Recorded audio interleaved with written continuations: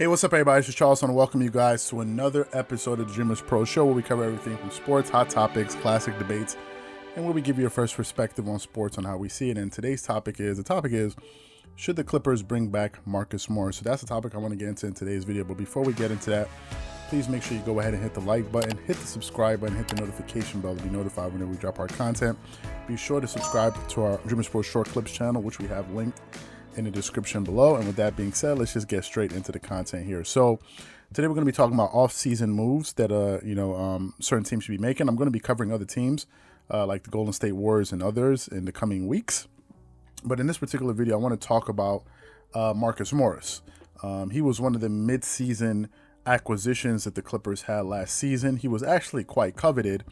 I think at the trade deadline or so. I'm not sure. It was around that time.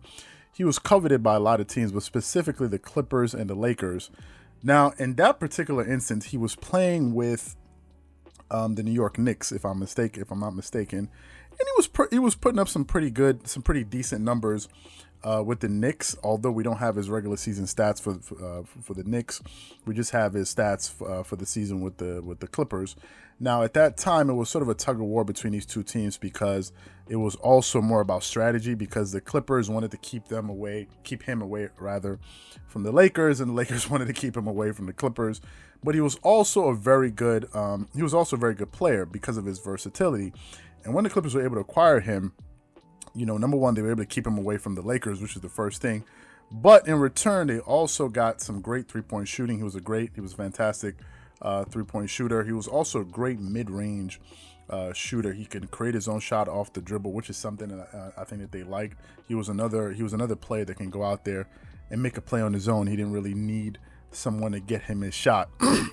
So that was something that they also needed, a ball handler in this case that at least can go out there and score. He wasn't really known as a great facilitator, although he can make some winning plays. Excuse the noise of the planes passing by. And he was also a great versatile on the ball defender who had great size. I think it was about 6'10 or so, 6'8", 6'10. So he had some really good size to him. And it was a great acquisition for them. But when they got him, it sort of took him a while to understand his role on the team, right? When he got there, he wasn't sure if he should shoot too much, if he wasn't shooting enough. And in some games, you saw him out there just really overshooting, right? And I think he was trying to find his space in the offense.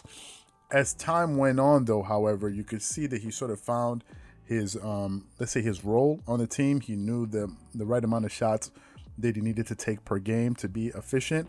But also he understood his role as a defensive player, and the Clippers had him starting a lot of the games, which was good because he provided great spacing for the team, which is something that I think that they really needed, right? And they also made him a very versatile, team because he had a lot of great length to him. So when they went into the playoffs, he finished off the season for the Clippers. And what we have here is a compilation of his points. They said that he, if I'm looking at his number, yes, for the season, for the Knicks, he averaged 19.6 points a game. So he actually averaged about 20 points a game for the Knicks, but they were a bad team. Got you 1.4 assists, which goes back to the playmaking, which goes back to my original point, which is he wasn't such a great playmaker, but he got you about 5.4 rebounds. He shot 44% from the three, which is pretty good, and he shot 44% from the field. When he got to the Clippers, his numbers went down, which makes sense because he's on a team with better scores. So for the Clippers for the regular season, he ended up averaging 10 points a game, 1.4 assists, so his playmaking pretty much stayed the same, and it got you 4.1 rebounds. Although he was still a starter, he shot 82% from the free throw line, and his three-point shooting was down. It was down to 31, and I think a lot of that has to do with the fact that he was coming into a new team, different system, and just really trying to find his spots. However, in the playoffs, his scoring went up. He went to average about 11.8 points a game, so let's just round it up to 12 points a game. He was getting you 1.8 assists, which is pretty good, 0.8 steals. So he actually was getting more steals with the Clippers. He was playing better defense. He was shooting 93% from the free throw line, which is exceptional. He shot 47% from the three in the playoffs in 13 games. 47%. That's nothing to sneeze at. And he shot 50% from the field, playing 29 minutes a game. So Marcus Morris's, let's say, impact on the Clippers was great. I mean, if you look at his numbers, He put up great numbers. He shot really well from the field, from the three. He provided great spacing. A lot of times, if you watched him in the playoffs, you saw him create a lot of great shots for himself in the mid-range. And I think it was an overall great acquisition, and he fulfilled his role. He delivered, and he played much better in the playoffs, right? So the guy did a fantastic job, and I don't think he was the reason. And we're pointing to reasons as to why the team didn't do well in the playoffs, why they got bounced out. He wasn't one of the reasons. So for me, I think moving forward, I think they should keep him, right? I think they should try to find a way to re-sign him, because I think they only got him for 1 year. So I think they should find a way to keep him because, number one, I think he has great length, his shooting ability. He's tough. He's very gritty. He's one of these guys that will get into your face, and I think he adds an edge to the team, right? Is the reason why a lot of people said that the team was full of dogs. You know, he's amongst those dogs, right? It's him, Patrick Beverley, Kawhi, Montrezl Harrell, these guys. You know, he's part of that nucleus that adds a sort of that gives the team sort of an attitude. So I think they should keep him also for that reason, but also for his defense.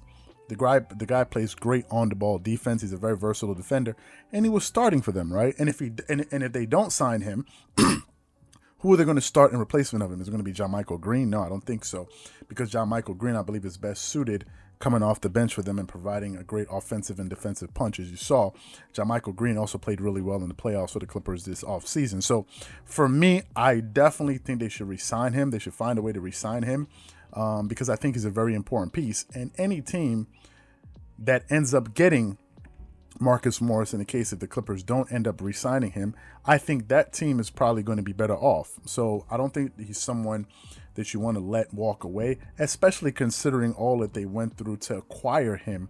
I think it was by the trade deadline, if I'm not mistaken. Yes, I think they got him by the trade deadline.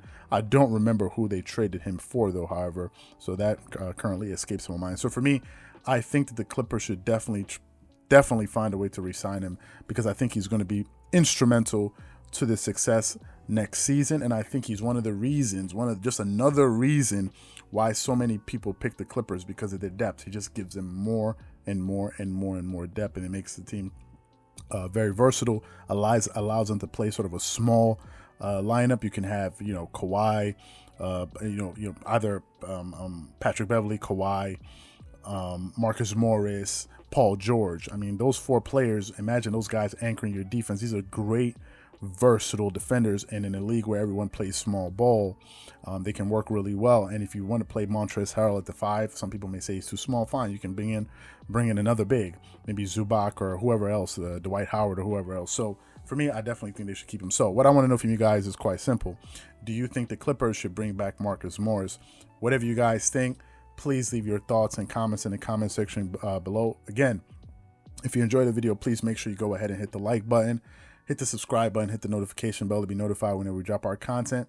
Be sure to subscribe to our Dreamerspro Short Clips channel that we have linked in the description below. We're definitely going to be uploading a lot more on that channel going, starting this week, going towards the end of the year. So please make sure you guys go ahead and do that. Once again, this is Charles here from Dreamerspro, wishing you guys an amazing day. Peace.